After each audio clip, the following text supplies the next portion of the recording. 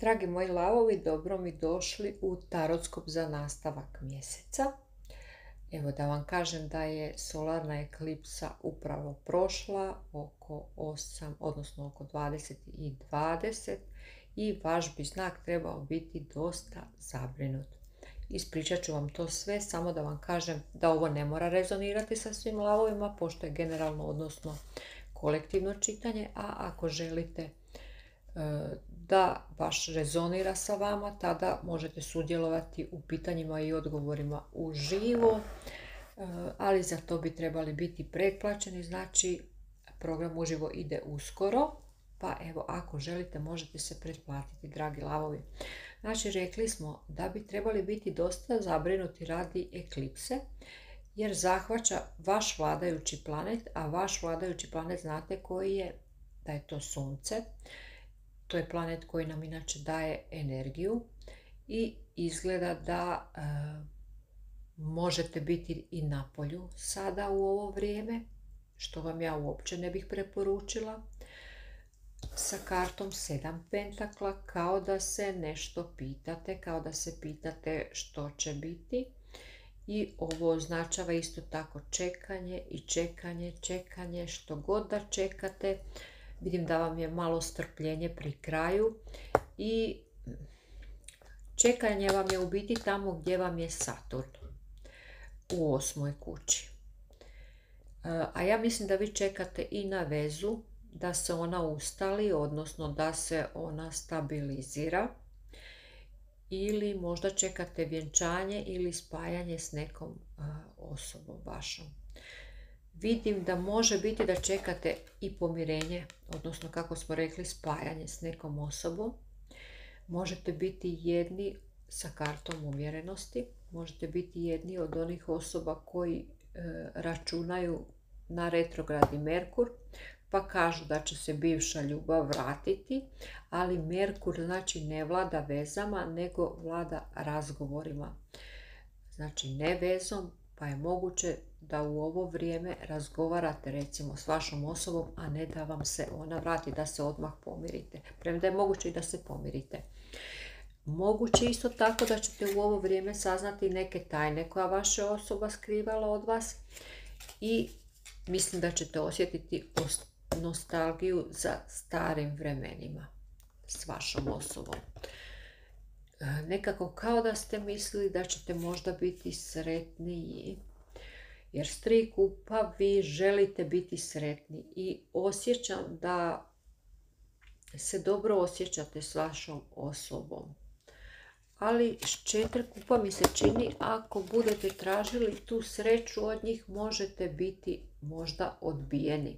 Jer Mars vam je u 8. kući i to zapravo nije dobro vrijeme da se bavite zaozbiljno vezom.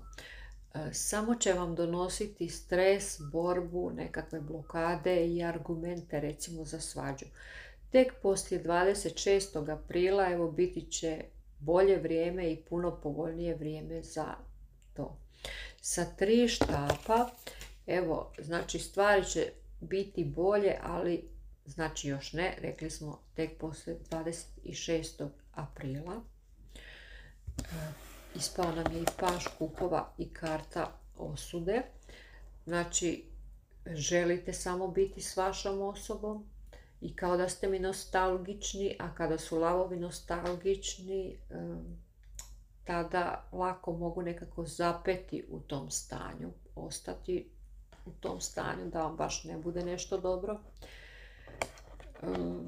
A vaša osoba kao da vas prati, jer oni također žele popričati. Znači biti će vrijeme kada ćete pričati, ali jednostavno kao da još nije dobro vrijeme za razgovor. Venera u 9. kući, može se raditi o intimnoj vezi koju želite i čini mi se da je vaša osoba nekako uvijek tajnovita. Zato je možda ispalo ova karta koja će otkriti nekakve istine. Ne znam da li možete vjerovati vašoj osobi budući da je takva, ali sve će se evo saznati nakon solarne eklipse sve će biti kristalno jasno. Ispala je karta carice, znači vladar vaše treće kuće je eksaltiran, pa imate više želja i više potrebe nekako za ljubavlju. Tako mi se čini nekako. Više potrebe nego ikad do sad možda. Karijera će vam se, dragi moji, promijeniti na bolje. Također velika promjena i kako zarađujete. I jako je dobro vrijeme za financije. Od kraja maja pa godinu dana, znači unaprijed godinu dana ćete imati jako dobro vrijeme za financije. Znači imat ćete odgovornosti na poslu, imat ćete dosta dobru karijeru i ako ste ikad vidjeli puno novaca, ovoliko novaca, nikad niste vidjeli toliko koliko ćete vi imati na hrpi. I reći ću vam kada je dobro, a kada nije. Evo, rekla sam vam od 26. je recimo dobro, povoljnije vrijeme za priču sa partnerom. Biće dobro sada vrijeme, ovo je vezano uz novac. Isto tako ću vam sad reći, zato sam u stvari ovdje, carica, znači ovo se radi o zdravlju. Zdravlje će također biti dobro. 6 pentakla i carica izgleda kao da ćete dobiti i promaknuće na poslu. Znači, sresti ćete se ili upoznati nekoga jako dobrog vezano uz posao. Pa, dragi moji lavovi, ja vam želim svu sreću. Evo, zapratite kanal, pretplatite se i do idućeg gledanja.